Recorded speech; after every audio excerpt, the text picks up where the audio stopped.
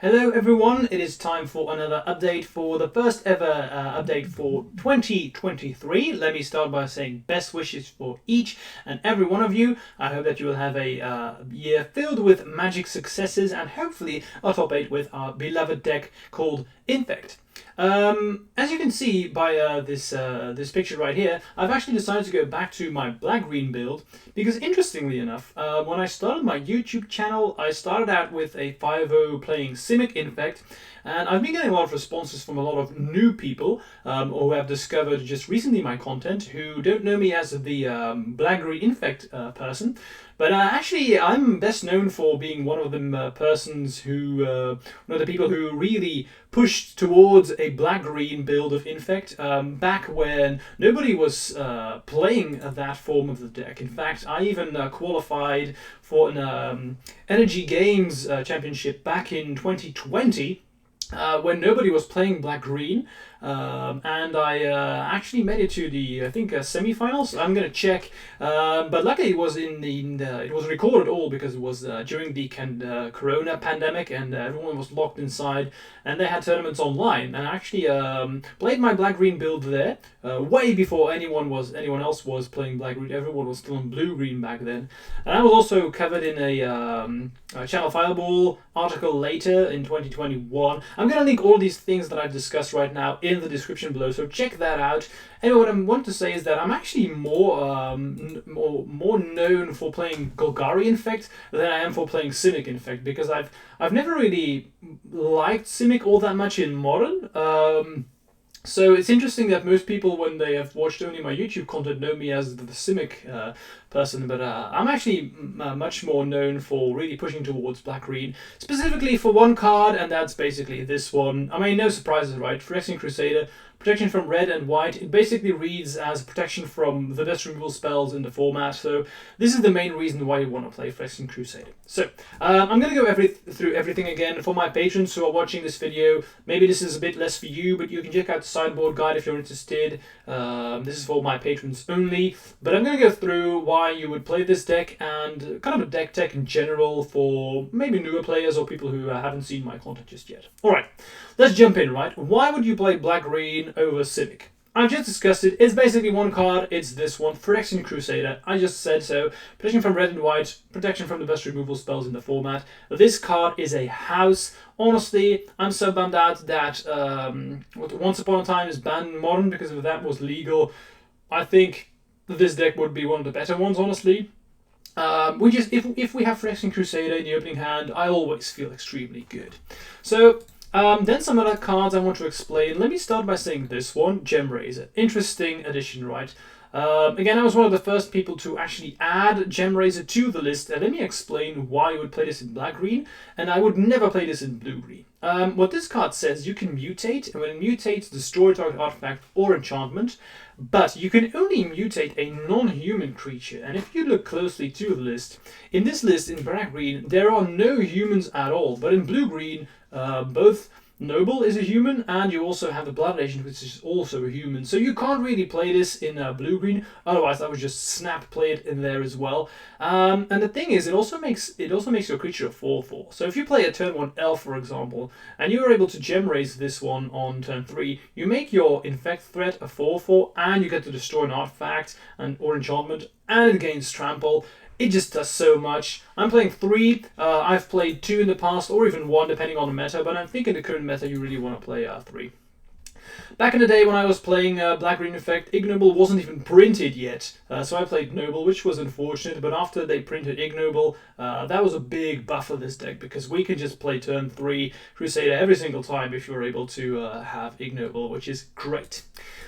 Okay, 3 Fatal Push, 3 Thoughtseize, nothing too special here. So Thoughtseize is an excellent card in our deck, because not only do you get to take a card from their hand, but more importantly, you actually get to see what they have in their hand. If you remember, the peak moment of Infect was when we had Gitaxian Probe, which allowed us to see the opponent's hand, and that was when Infect was probably the deck to beat in Modern. And Fatal Push is just, we have Rogavans flying everywhere, well, not flying, but, they're everywhere, and then we have all these threats that are just Threats are becoming cheaper and cheaper and better, so Fatal Push becomes better as well. Very often the opponent just keeps back one defender, and if you Fatal Push it at the end of turn, you can just, you don't need Trample anymore. So excellent addition. I've played 2 Thoughtseizers, 2 Fatal Pushes in the past as well, but this is what I would recommend right now. Elf, Stinger, Crusader. Nothing special about that. Best creatures.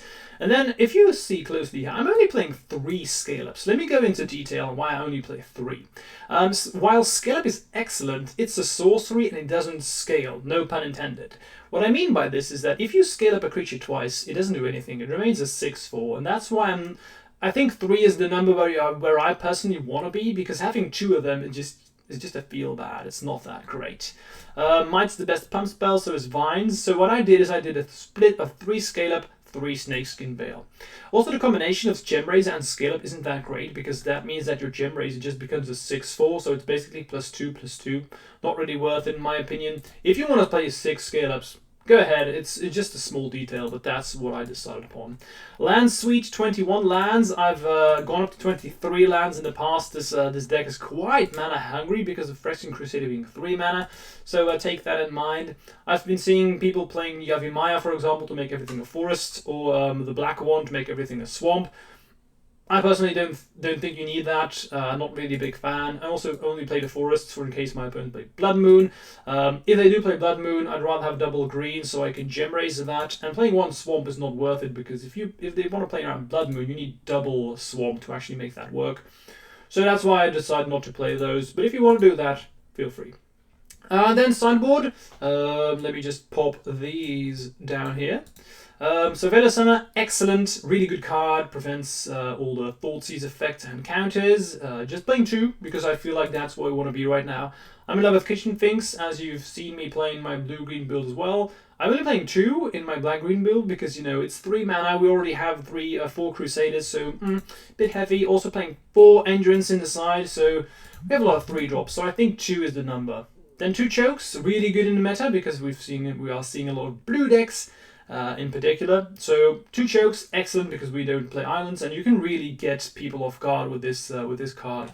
Meanwhile, I think the light bulb of my lamp, meanwhile, is fading a bit, so that's why you maybe see the light getting a bit worse. But let's go on. Force of Vigor. I'm only playing 2 Force of Vigors in black green, and the reason for this is that we don't really need that much artifact enchantment hate, because we already have 3 Gem Razors, right, in the main. So I don't think you really want 4 Force of Vigors when you're playing black-green. If you want to increase that, go ahead. And then this card is another one that I'm personally a huge fan of, even though I haven't seen a lot of people play it. Necromentia. This card is nuts. If you're playing against a combo deck, most combo decks in Modern rely on just a single card. And if you can just play Necromentia and name that card in particular, it's just game over, you win. For example, against Yawgmoth. Yawgmoth is a horrible matchup for us, but if you just name Yawgmoth with Necromentia, what are they going to do? They have nothing against you to stop you. I'm exaggerating a bit, but you get the point that I'm making, right? Well, you can play this turn 2 with Noble or Ignoble, so pretty damn good. And that is my black-green build right there. Again, if you're on my Patreon, check out my sideboard guide, because I have a newly updated sideboard guide specifically for Golgari, because I've got a lot of requests about that. And I'm going to record some videos soon, so I think I'm going to play black-green for a while. I know I got a lot of buzz on YouTube with my blue-green build, but I'm actually more of a fan of this build, really. So I would actually recommend playing this one instead of blue-green. Although I think both are fine, honestly. Alright, as always, if you have any questions, you can pop them in the responses. I try and respond to, you can pop them in the description, sorry. I try to respond to every single one of them. So, yes, I will answer, maybe not the exact same day, but I do try and respond to every single one. Alright, see you guys, bye!